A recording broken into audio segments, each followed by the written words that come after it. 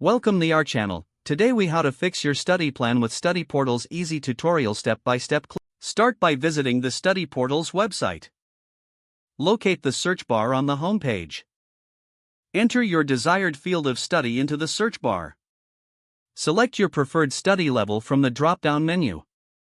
Click on the search button to view available courses. Browse through the list of programs that match your criteria. Filter the results based on your preferences, such as location or type. Once you find a suitable program, click on its title for more details. Take note of the program structure and required courses. Download any available brochures or information sheets. If the program fits your study goals, start drafting a study plan.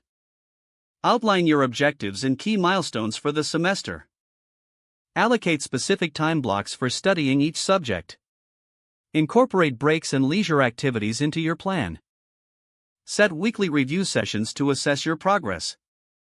Adjust your plan as necessary based on your performance. Use Studyportals resources to find additional study aids. Consider joining study groups or forums for support. Stay flexible and adapt to any changes in your schedule. Regularly check and update your plan to stay on track.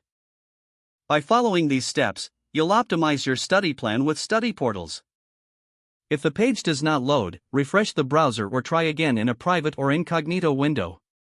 Make sure you are using the correct email address, then retype it carefully to avoid small typos. If your password is not accepted, use the reset option and create a new strong password you can remember.